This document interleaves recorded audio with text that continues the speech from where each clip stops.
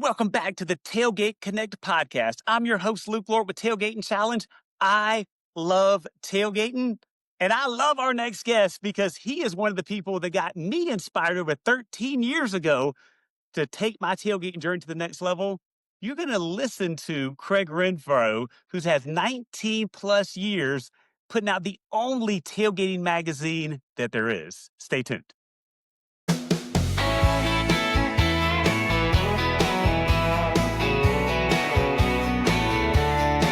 Gather round tailgaters, hear the call, it's game day, y'all. Let's have a ball across the states from college to NFL. Tailgate Connect's got a story to tell. Welcome back to the Tailgate Connect podcast. Your home for everything tailgating, the underserved tailgating market. If you love tailgating, you're in the right place. And if you love tailgating, you probably already know the gentleman that you're seeing their face on if you're watching this on YouTube or when you hear his voice, Mr. Craig Renfro, the owner, operator, creator of Tailgater magazine, Tailgater Monthly out there, something I've been reading since far in the past before I ever started my tailgating journey. Craig, how you doing, sir? Luke, I appreciate you having me on board here. I've always enjoyed the relationship you and I have had working together kind of hand in hand in the past. And of course, my cell phone goes off right when I try to do this. Good gosh, that was The embarrassing. tailgate's calling probably, right? Yeah. Someone's calling, hey, we need more ice. Yeah, no doubt. No doubt. Well, Craig, really, first off, it's always like I've known you for years now. I think it's an honor to have you as one of our first shows as we're recording this and getting this Tailgate Connect podcast out there.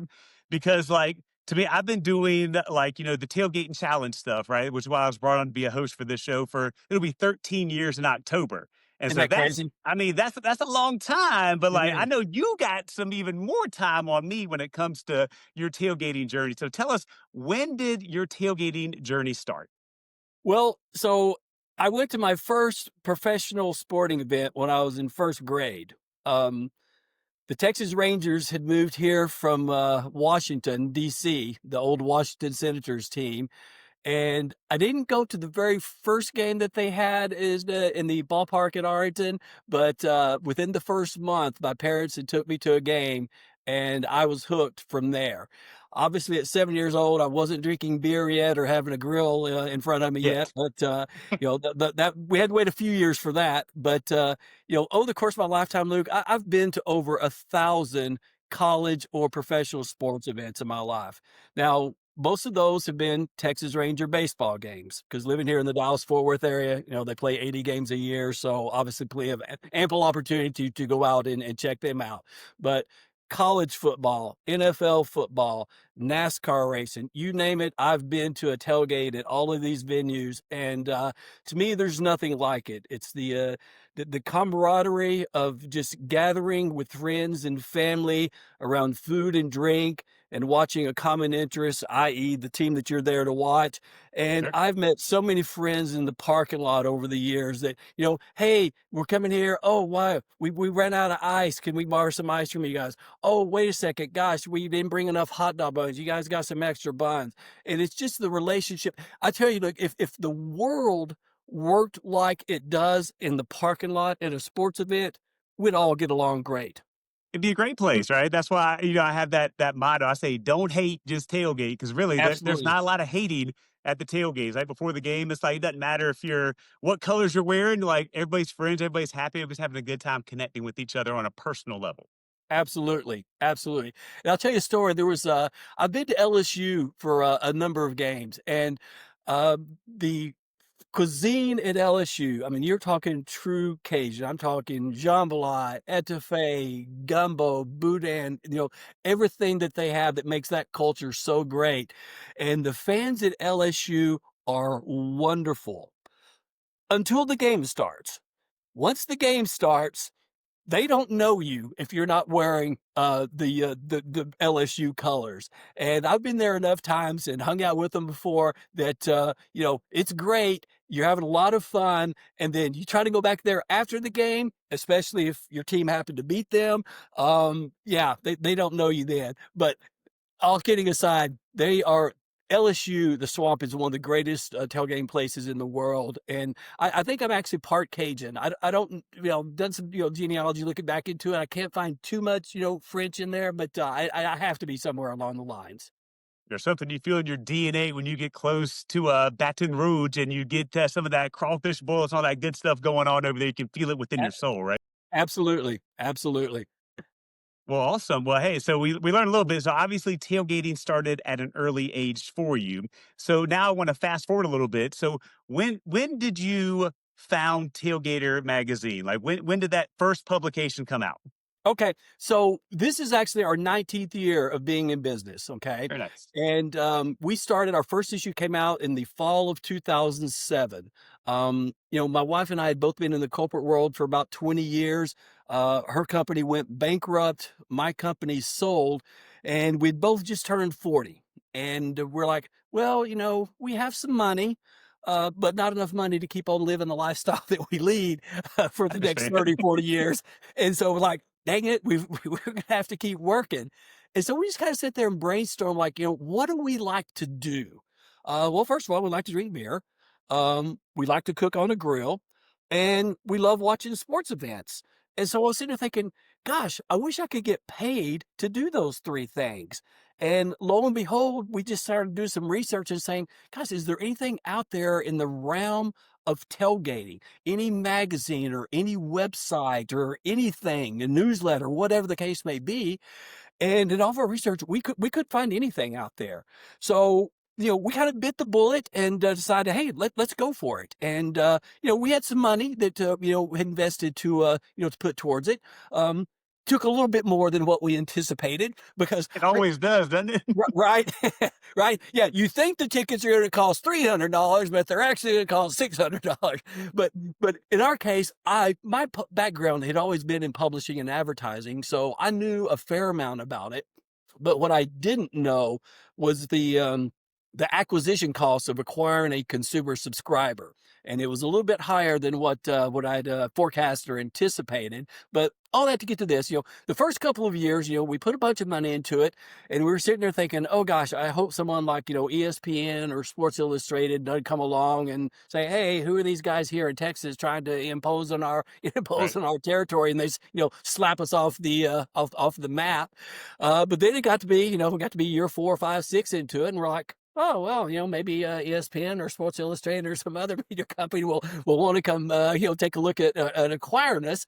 And we're still, we do get offers every once in a while. And I say every once in a while, probably once every 2 or 3 months for someone to want to, take a look at us. But we're having fun right now. And there's nothing that, if I retired, I don't know what I would do, Luke. I'm afraid I would spend too much time drinking beer. So probably better that I do something during the day to keep me occupied from that.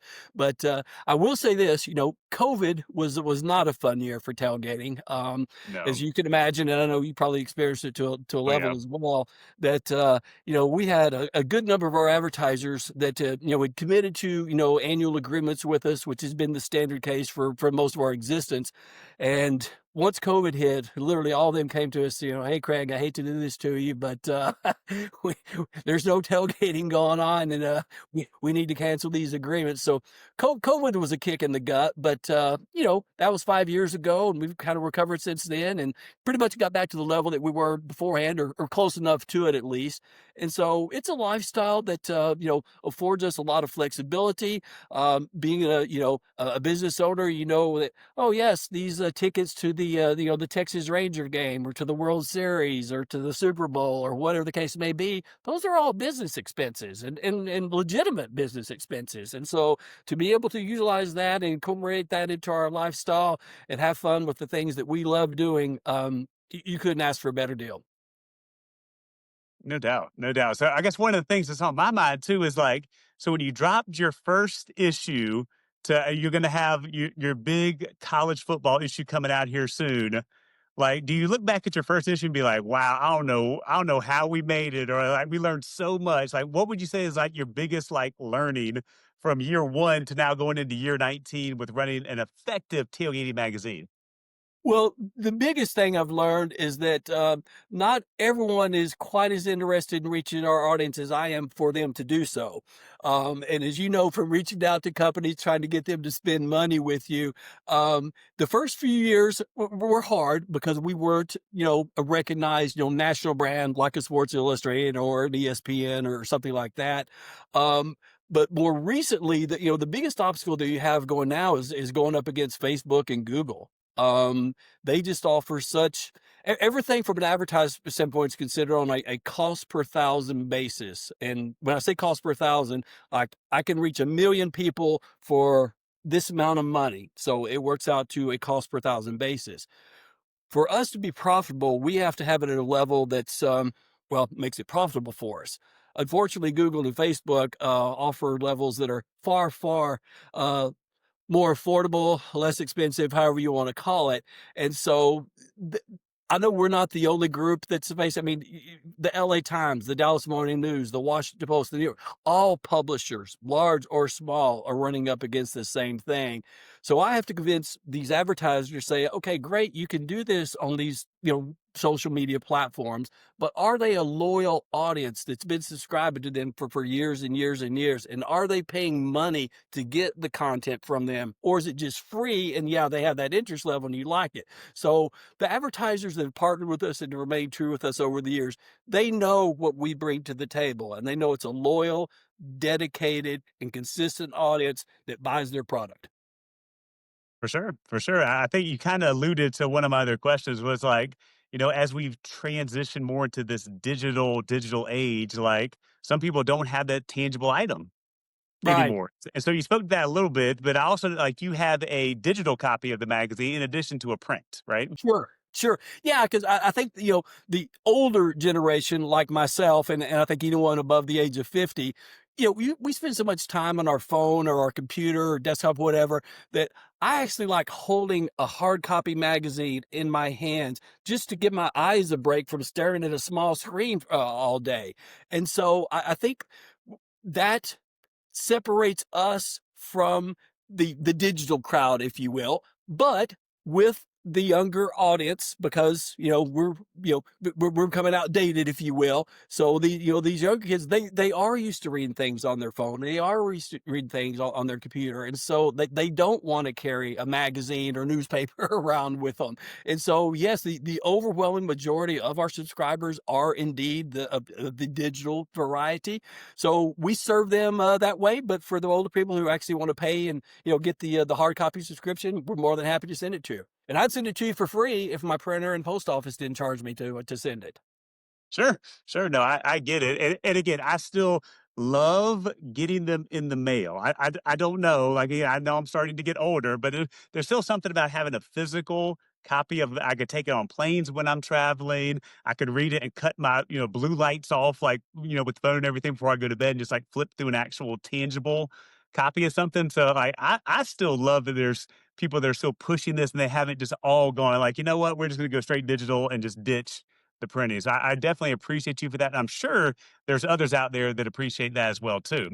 Now, Well, go ahead, we sir. we do have about 15,000 people that pay to receive the print publications. So for them, I'm very thankful for that. And rest assured, anyone else who wants to subscribe, all you have to do is go to our website, click on print, digital or print magazine, and sign up for it. And we'll be happy to send it to you as well.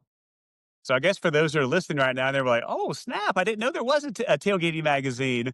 Like, go ahead, shout out. Where can they sign up? Tailgatermagazine.com. And once they get on there, like, what does that look like for an annual? Because I'm assuming is it done annual? Do you do It's 2 or 3 an annual years? subscription. So you click on just at the on the top icon bar, just click on print magazine, then just fill out your contact information, your credit card information, and boom, we automatically send. Because the magazine just comes out 4 times a year now. We used to be published every other month, 6 times a year, but COVID kind of forced us to go quarterly. But 4 times a year now. But as soon as you signed up, we'll send you the most recent issue right off the bat, so you don't have to wait for 3 months, to get your first issue of the magazine. We send you the first issue right off the bat, and then we will still send you 4 full issues that you paid for through the year. So you actually get 5 for the price of 4. Perfect, perfect. I know, like, as we're recording this episode, we are in middle August right now, and like, I believe my favorite copy of your magazine is about to come out. Right, where you It we it really is. talk college football, and you personally rank the top tailgates in the country. You don't have to give any spoilers to us right now, but I'm going somewhere with that too because I know each year we see some similar team names and they jockey around with spots depending on stuff. But I'm going to ask you personally, with your wealth of knowledge with going to tailgates for years and years and years, what are your top 3 tailgating destinations? If somebody's trying to make a tailgate bucket list, what are the 3 that you would recommend for them? Well, as I mentioned previously, LSU is a must do. You absolutely have to go to a game at LSU.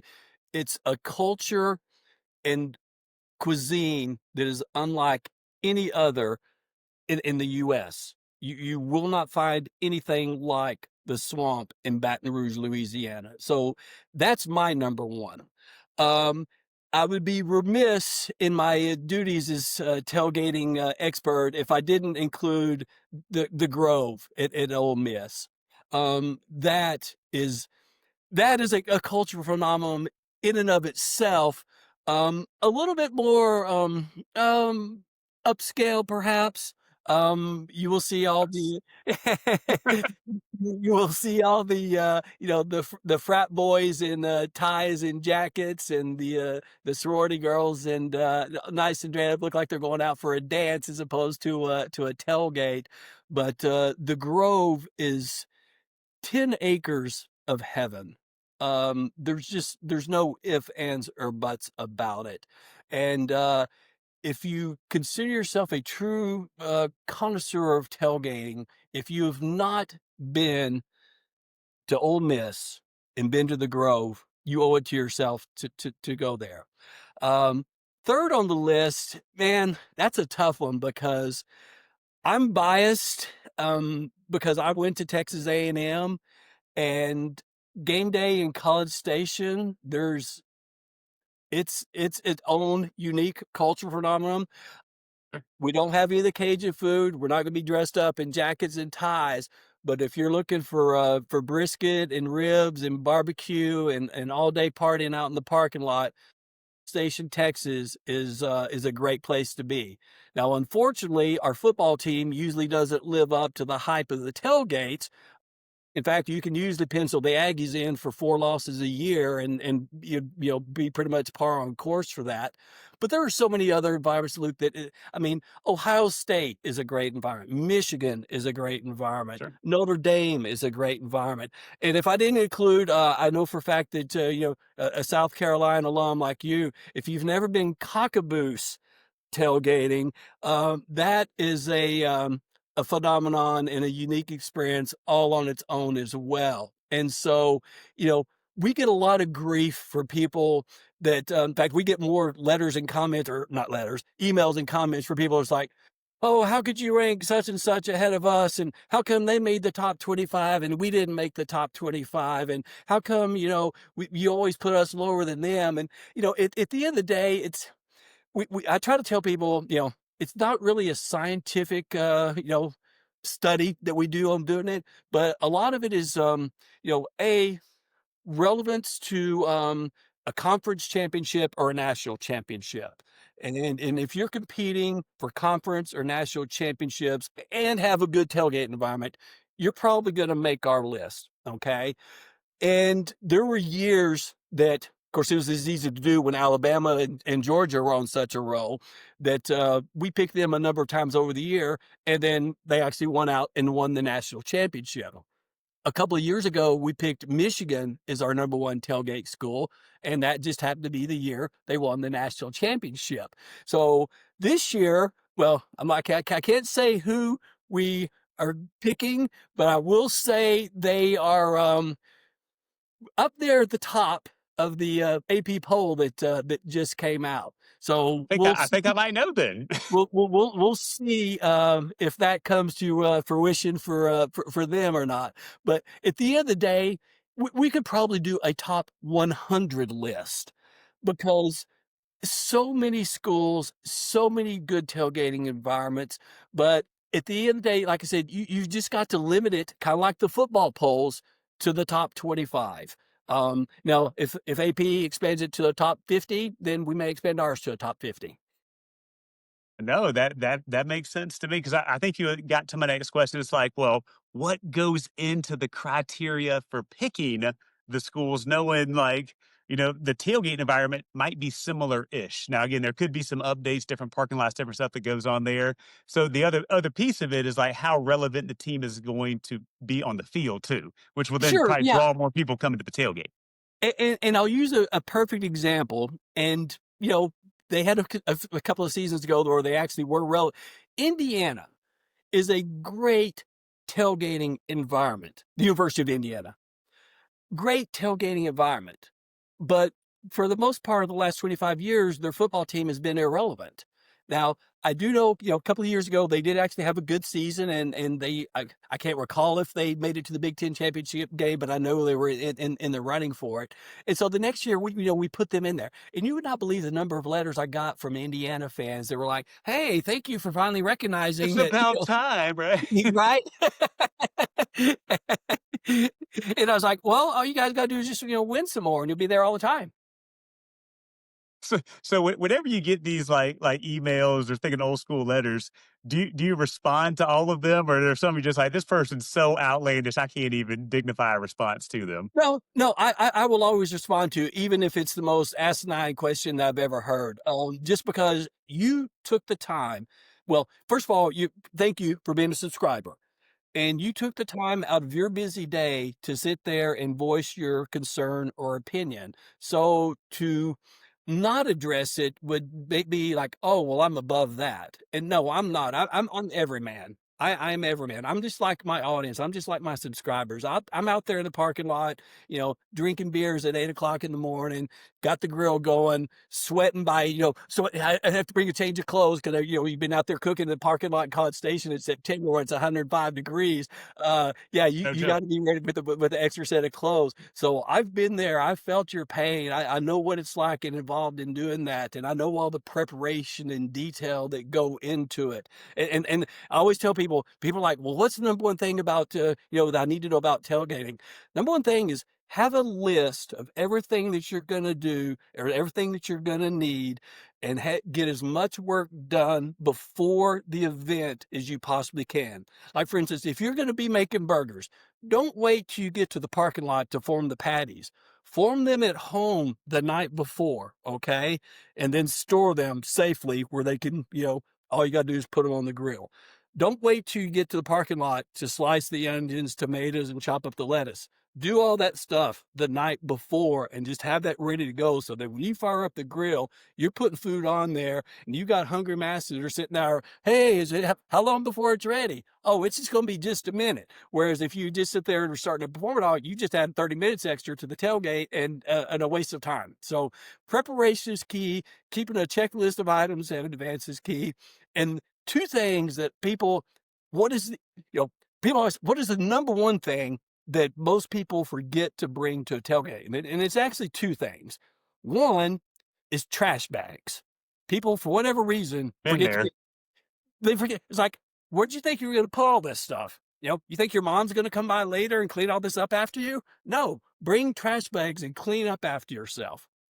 Second thing people forget to bring, and I don't care how much you have, ice. You can never have enough ice. You always run out of ice. So ice, trash bags, prep lists, checklists, get everything done the night before so that you're not sitting there doing a bunch of busy work, but instead you're sitting there having fun with your friends and family. Oh, for sure. I'm all about like have maximize the fun. Don't make it if it feels like a job, you're not going to enjoy the tailgate Right. nearly as much as you could the other way. And Exactly. Craig, I will double down. We've had a few guests on the show, and they've said that ice baby, I guess is going to Yep. be how we're going to phrase that right there. It's like if you bring just one thing to attempt, just bring a bag of ice, even if you're Yep. going to somebody else's tailgate, just like, and they say, oh, don't worry about bring a bag of ice, and you will be a hero. Yes, absolutely. The most needed and most forgotten item out there, besides trash bags. Slash trash bags. All right. So I don't know if this is a good transition. Speaking of trash, tell me what's the worst? This doesn't feel as positive. What's the worst tailgate you've ever been to, Man, and why? I look, I don't know that I've ever been to a bad tailgate. I mean, Or some what have venue you wouldn't go back to? Maybe well, is there a venue? Is there a well, fan base? Is there? I would not go to a we're switching levels here, but I would not go to a Philadelphia Eagles tailgate and hang out very long wearing a Dallas Cowboys jersey like I did one time. Um, I never, mean, that's if just being honest and smart, right? To avoid bodily injury. yes. Like I said, I've been to over 1,000 sports events in my life, and the only time that I actually felt that I might have to fight somebody was in Philadelphia. I've been Yeah. to I've been to so many different venues, so many different cities, pro and college, and the one and only time, and nothing against the city of Philadelphia. I'm sure the city of Philadelphia is great. I'm sure most of Philadelphia's fans are good, but the situation that I was in was not as pleasant as others that I've been in, and I will leave it at that. And again, I unfortunately have heard that from a variety of different people. So again, we're definitely not lumping or stereotyping all Philadelphia fans as being that way, but there's definitely enough that multiple people in different sporting things of the Philadelphia Eagles are nervous to go back to the game. But I believe, and I may be totally wrong, but the fans that do some of that stuff, I think it's like a badge of honor. It's like, all right, we kept the Cowboys out of here. We did our job. Let's go. Yeah, yeah, I think they're pretty territorial, which I can respect. I can respect that, but I guarantee you, if you go to a Dallas Cowboy game, well, Dallas Cowboy fans are so bandwagonish anyway, and they've had 30 years to not hop on it. But Cowboy fans are probably so oblivious of what's going on around them. They're all corporate tickets, and they could care less anyway. But yeah, that was the only one I would say maybe positive or negative experience that I've had, but everything else, no, wouldn't trade it for the world. Fair, fair. So, random, are the Cowboys still America's team? Well, I know Jerry Jones thinks that they are, but after 30 years of not making it to a Super Bowl or even a conference championship game, they've got to be losing some of that charm. But he's still raking in the millions and billions. So as long as people keep buying it, he'll keep doing it. And what's the definition of insanity? Is doing the same thing over and over again and expecting different results. That's Jerry Jones, owner and general manager. Fair enough. I won't say anything negative about the Cowboys. Again, I'm a 49ers fan for those that don't know me over there. So, but again, I feel like, we're both kind of in the same boat right now where it's like we're good enough to be relevant at times, but not quite good enough to get our 90s or 80s glory back, to push that. But you never know. New season coming up. New New season coming season up. coming up. We'll see. Hey, Craig. Now let's I promised you we talk a little bit about like some of the actual like beer and some of the stuff there. So tell me, you're at a tailgate. They say it's National Tailgating Day. It's 100 degrees outside. You pull up at the tailgate. What kind of beer's in your hand? Well, me personally, I can't have anything too heavy because I'm going to be out there for 3, 4, or more hours. And as much as I enjoy some heavier alcohol by volume beers with a bit more flavor, I will typically tend more towards the lighter versions. One of my favorites, and it happens to be a local beer here. It's called Dallas Blonde, and it's brewed by Deep It's a Ellum great Brewing. one. I every time I come, I get that. The first beer I get is a Dallas Blonde. Yeah, it's a local legend, a local staple, if you will, and it's one that you can sit there and sip on all pregame and postgame and not feel too heavy or too bloated. Have a nice little, football buzz going out there, but not getting too crazy obliterated by like some of these, 8 or 9% alcohol by volume beers that are available for tailgating purposes, should you so care to imbibe on them.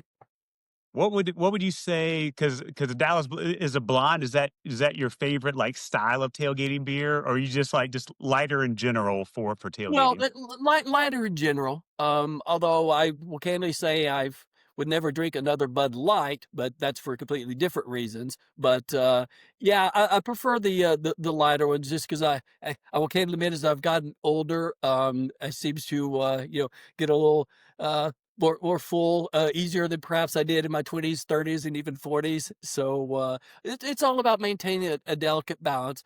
And that reminds me of one other thing that people oftentimes forget to bring, because I mentioned, trash and aspects, water. You have got to stay hydrated out there. And I've been to so many tailgate parties that, you look in their cooler, there's nothing but alcohol. There's like not a single bottle of water.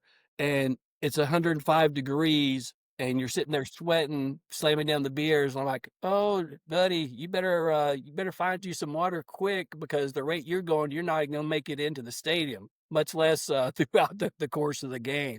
So yeah, water and hydration are key, especially in the South, early September games. For sure. I will again, I have been that guy in my younger days that there was not an ounce of anything non-alcoholic in the cooler, but I've grown wiser as I've gotten Right? older. So I will endorse that tailgating tip as well too.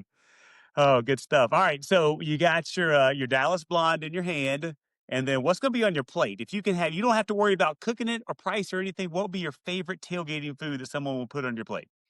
Oh, fajitas. Yeah, Fajitas. skirt Okay. steak, yeah, skirt steak fajitas. They're real quick, real easy to make. They're handheld foods. You just wrap it up in a tortilla and it's easy to go to. Um, Hamburgers and hot dogs are almost as equally simple, but to me, they don't have quite the same flavor profile that fajitas bring to the table, because I found this excellent marinade sauce X number of years ago that I've been using. And so every time I cook those and bring them to the game and have party, people over like, oh my gosh, what did you marinate this in? Is this like a spice or a rub or something? And it's like, no, it's called Claude's, and it's called Claude's fajita marinade, and it is the bomb. And so, Hey, I yeah, haven't tried that, but now you're making I haven't had dinner yet at the time of this episode. Now I'm really hungry for fajitas. I need to look up Claws and check it out. well, you need to marinate them overnight so you can have them for dinner tomorrow night. Okay, fair, fair. So, I'm probably not going to do that tonight, but again, it does yeah. sound really, really tasty over there. Like fajitas, I ask every guest, and no one has said fajitas yet. You're the first person to call out fajitas if you wanted to know that fact. Well, I'm from Texas, so what can I say? The last Texas guys we had on here, brisket. Well, Not surprised. I mean, brisket's really good, so I'm like, that's not surprising at all. brisket is good, but you can't cook a brisket at a tailgate. So They you got take to too long. Yeah, yeah I prep that mean, way in advance and yeah, bring it out you, there ready you to go.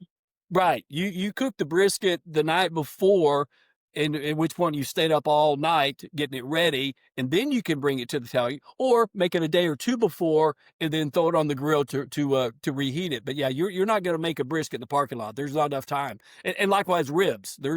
Unless you're there, like I know every stadium is different, and some stadiums only let you in like 3 or 4 hours before kickoff, where others will let you in, like at LSU, you can go in the night before in most places, and you can be out there all night camping or whatever.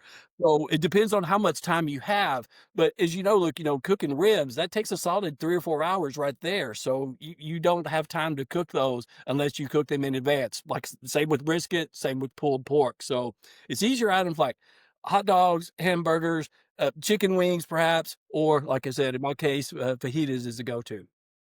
Excellent, excellent. All right, so now you got your beer, you got your fajitas, and now you're ready to get a little competitive. What's your favorite tailgating game that you're going to play? Well, I'm old school, man, and cornhole.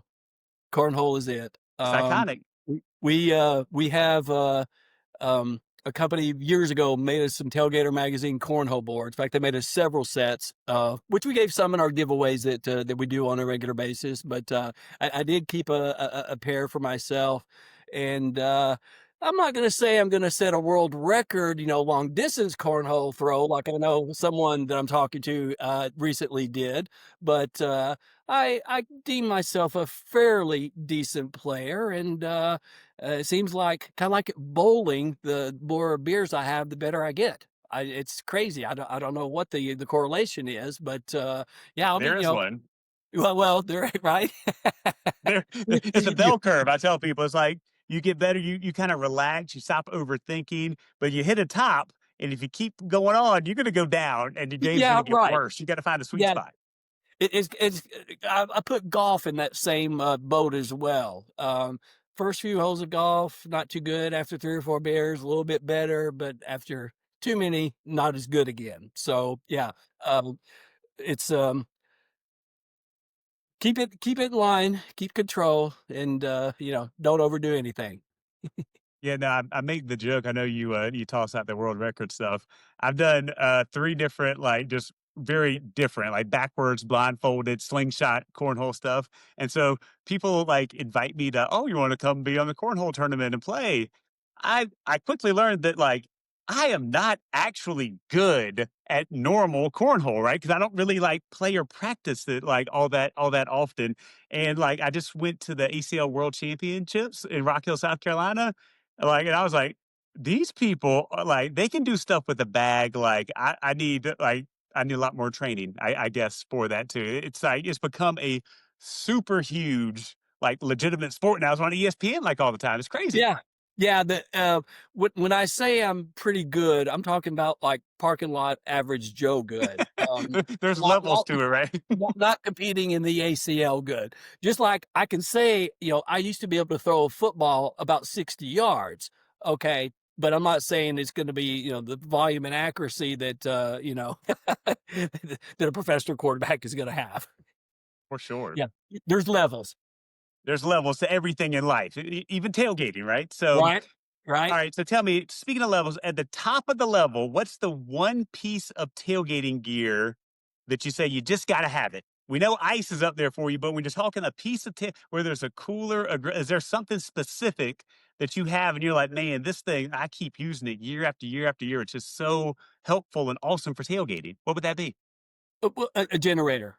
You've gotta have it well, and when I say generator, I'm also including, some of these power bank sources as well Oh that yeah. are don't make quite the noise that the I old love the power stations personally because they're yeah, just clean, no gas, no clean, noise. Love white, no emissions, anything, but you've got to have power, because in my opinion, you've gotta have a TV, okay?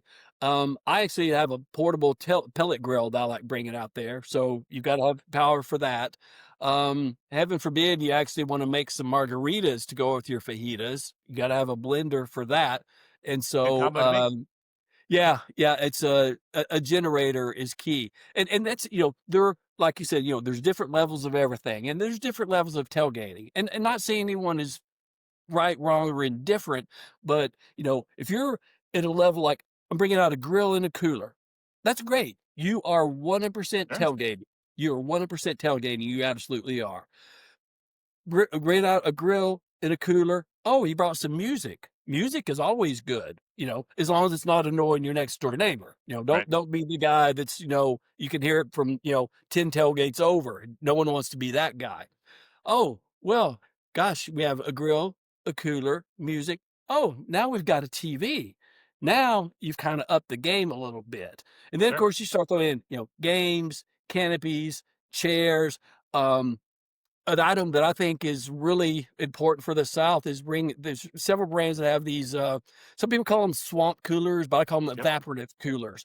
And some of them are portable enough that you need power for those, obviously, but they can cool the ambient temperature down in your tailgate by 15 or 20 degrees. And I'm telling you, when it's 105, if you can cool it down to say 85 or 90, that's That's good. important. And so at that level, then, if you got the grill, the cooler, the chairs, the canopy, the games, the music, the TV, and the swamp cooler, then you're high level tailgating.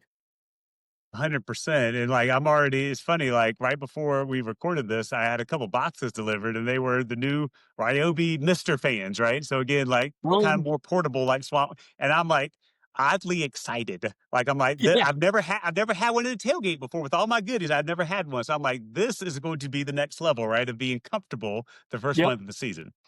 It makes a huge difference. I'll Good never stuff. forget, we were at the Texas A&M Arkansas game that they always play. Well, I don't think they do anymore, but they played it at Jerry World, the home of the Cowboys for years and years. And it's always in early to mid September, so it's always hot. And I went by. There's this group of Arkansas sorority girls, very attractive looking, and I just happened to be pulling along this fan because I was demoing for a company that had, paid us to do so there. And I said, here, let me cool you ladies off. And I think I immediately gained like 10 girlfriends right off the bat. Now, my Boom. wife was probably not as appreciative of that, but I certainly was. So what you're saying is, married guys, be careful with the Mr. Fan. Single guys, this could be your key to an even better That's tailgating season. exactly. You can make good friends real quick. Good stuff. Good stuff. All right. Well, Craig, it's been awesome chatting this evening with you. Like, tell people, like, one more time, like, if they're on the fence now, like, why should they come to your website and subscribe to either your digital or print edition magazine? What are they going to get? Why is it worth their time to do it? Well, sure. Well, if you go on our website, Luke, we have over 5,000 pages of content: food, drink recipes, gear, products, sports stories, tips, ideas, expert advice, anything to make your tailgate. Or if you're not tailgating, you're home gating, having people over for your house, you're cooking on the grill and watching the game on TV at home, you're home gating.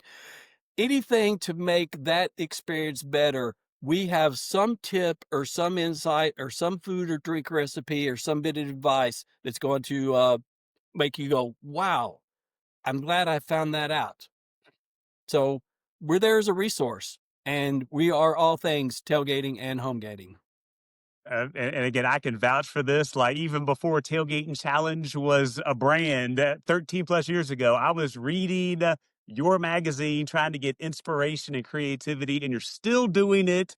So I don't know if the godfather of tailgating, I'm not sure if that's the proper term to call you for it, but anybody that's been doing this longer than me and still doing it at a high level, like, there's a lot of respect. And I just know that, like, it helped shape my journey to get me started with that. And so now it's like, fast forward, and we're like having an interview together and like doing more stuff. So it's been awesome to get to know you both on a professional and personal level Sure. recently. And I would encourage everyone, like, please, like, go check out, like, if you love tailgating, like, this should be a magazine that you get, like, period. If you listen this far into the show, you love tailgating, right? Go Absolutely. visit the website, go check it out. Craig, shout out your social media channels that you're on too, if they want to give you a follow on social. Okay, well, we're on, I guess, the three major ones: Facebook, X/Twitter, and then of course Instagram. So we're Tailgater Mag on all three of those, and check us out there. But our website is going to have far more information than our social media pages. Like I said, we over 5,000 pages of content on the website. So we got everything searchable in there. So if you're sitting there saying, "Oh, I want a chicken wing with lemon recipe," type that in, boom, you're going to find it. Oh, I need tailgating tips for cold weather. Type that in, boom, you're going to find it. Any situation you could think of, we've got our website geared and rigged up to, it's going to give you an answer. In fact, sometimes it will give you over 300 results. Now, Craig, can I get online after the show and look up that fajita recipe? Is that going to be on there for us? Yes, it will. Oh, nice. Nice. What's the name? Is it Craig's, like, famous fajitas, or what do you call it? Oh, yeah, gosh, they put me on the spot there. I can't remember what we call it. Just fajitas, I'm just hungry. I'm sorry. I'm hungry. right? Made me hungry. But the key ingredient is Claude's marinade. Claude's marinade. That's the key. Excellent. Excellent. All right. Well, Craig, thank you so much for being a part of the show tonight. For everybody that's still listening, Tailgate Connect is also your easy button tailgating solution to go get tickets to any tailgate. Like, again, if you're like, oh my gosh, Craig, he mentioned all of these levels and all the stuff I have to get. I don't have it, or I'm traveling, I can't do it. Tailgate Connect can help cover that. We got hosts across the country. All you do is buy a ticket. They already got the levels taken care of. All inclusive Absolutely. food, drink, all the gear. You just show up and have a good time. Easy button Absolutely. tailgating right there. So again, I'm Luke, your host of this show. This was Craig with Tailgater Magazine. We appreciate you tuning into this episode. Check out Craig on social and his website. Check out Tailgate Connect for all of those easy button tailgating needs. And remember our motto, don't hate, just tailgate. And we hope to see you at a tailgate soon. Thanks for tuning in. Perfect. Thanks for having me, Luke.